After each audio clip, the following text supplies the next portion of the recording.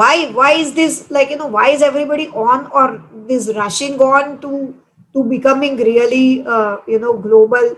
Why is there suddenly that we want to go out of India, okay, or we want to have things out of India?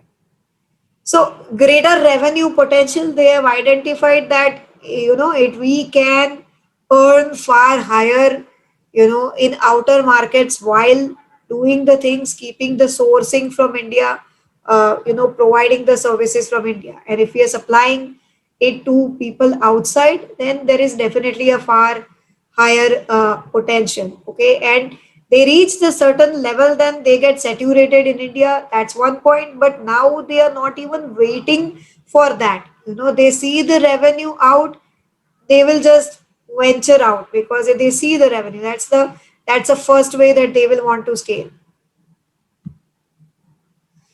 A multinational brand presence benefits the consumer perception in the home country naturally. When you see that XYZ is existing in two, three different countries of the world, people here are in awe anyway. And they're able to attract international customers without substantial inputs in terms of R&D or marketing due to existing reputation in the home country. And this really happened. We'll see in the factors which are driving R&D or technology is something which was a miss earlier, in olden days. So the way larger companies would go is that first they'll begin with a technical collaboration, and then they will start to provide high quality products with the help of that technical collaboration in the country. They will develop a reputation in the home country, and then they will go global. Okay, so this is what used to happen. They get to opportunity to introduce newer variations of the existing products. So like that XYZ product works here in this form, but if you change the form a little bit, it's going to work in other countries far better. Okay, so if you you make a variation. So for example, this Haldirams, these are sold in 80 countries with packet printed in several different languages. So they are revenue, high revenue in lot of different countries, and wherever there will be NRI presence or Indian presence, this will sell. They get access to a bigger and diverse pool of talent. So, like we said, remote work anywhere. You can engage people from anywhere in the country, and you will be able to get this kind of access to a bigger pool of talent. When I was moving from Ireland to India, um, one of my employers was actually very concerned about being an employer in India at that point of time. And then compared to it, there was a relatively smaller tech company. They had employees in three different countries working from home completely remotely. Okay, so this is how this will happen. They have a much bigger and diverse pool of talent. They're not hesitant to use this. International structuring often comes with an added advantage of better tax benefits than the home countries. No doubt about it. Like, we have high amount of taxes that are applicable on the companies, despite being reduced, it's still in a higher zone. Okay, and we have complex tax requirements that need to be completed. So people will say, why not go and settle there? We're gonna do really easy. We will go and set up a nest somewhere in Delaware. Okay, so highly compliance friendly jurisdictions, they'll just go and set up there. So there is a better advantage that they get out of it. The cost of manufacturing, net cost of manufacturing is substantially lower in certain countries. So naturally, where you have entities like this, like the fashion brands that we have, Gap and Zara and all of these people will be manufacturing their products in Bangladesh. And then the likes of let's say Arrow or something, they'll be manufacturing, or they'll be having their products manufactured in China. Okay, you lift up and you will see this. So that is the thing. It saves a cost. And it also saves yearly cost of travel by setting up the business close to major businesses in the world. So that some country is a hub Okay, and there are presence of a lot of different businesses there. So you set up your entity there, and then you are present to a huge market. I used to see this actually in Dublin, when the double Irish tax structure was very like used throughout. You will have offices of Google, Apple, Microsoft, everything, like present in Ireland. They'll be there. Now, if some entity or some business is actually supplying to these kinds of entities, okay, then they will work. They'll set up there where there is a presence of major businesses.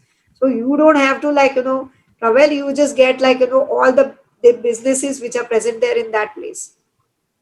Like you will have so many in financial institutions present in Dubai. So you can get, like access to that. What is driving this kind of trend? So, like So I said Komal, earlier, yeah, yes, sorry to interrupt. So just a small thing before. So we are already 1 hour into the workshop. We are basically setting the background so that what we are about to discuss in the next part, you yeah, understand. So I just want a quick check. What have we discussed? What have you learned in last 1 hour? Because we have to power pack 2 hours left. yes. So what have you learned in this 1 hour? We want to move. We Something. want to talk about the hardcore. What should you do? What should I What do? what should I do? So this is Yeah. like basic that before we tell you what you should do, you need to know that what Why is should out you do? there. What should you do? Yeah. That's what we are saying. Why should you do? What should you do? So, are you getting that? Why should you do that? So as what have we discussed right now? Or something new that you have learned? Anything new that you have learned in last 1 hour? Anything? What are the career options in IBL? Scope of work? What should we work on? Hmm. Okay. Okay. So What what's international business lawyering really means? Thank you, means Prasanna. Yeah. so something So, new that you have learned? nothing new from Naina. I know. Okay. Okay. That it's really important to be familiar with international business laws, how contract law works internationally. Okay. Charms of IL, ground realities of IL. So what it is all about and why is it happening? Okay. Why are we talking of international business law and we are not talking of litigation? Okay. And we are not talking of corporate and we Yeah, are because not it is talking very of any other thing. important. Uh, it is very important to tell you that why we are talking about international business law today before we go, that what's out there for you. Okay. All right. Right.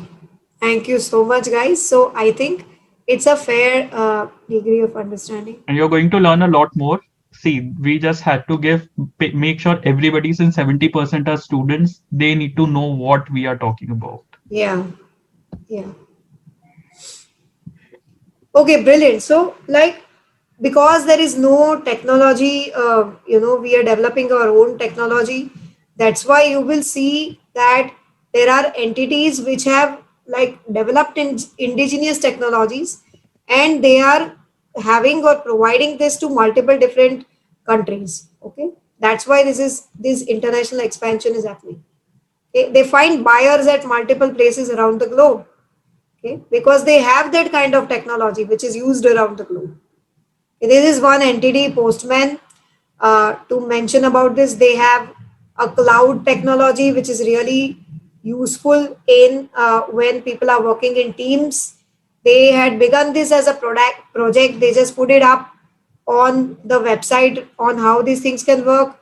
People started hitting that like anything, downloading like anything, and people paid them despite they had put it up for free. So this is what happens. So there is technology. They're using the newfound ability to work entirely remotely very well, reducing the costs, and they are fast discovering structures. And this is where lawyers can really come along, right? Guys, like you can plan out the things. So they are discovering structures which work for them, and they're not bothered whether it is in India or abroad. So flipping, like where you have your holding companies in foreign jurisdictions, or SPAC, like a special purpose acquisition company, which will let you go public out of India. Like they'll go public for you and then you merge with them. So you are out of all the SEBI regulations that are needed, and then you are merged into that entity which already has a public presence out of India. So that's the kind of thing.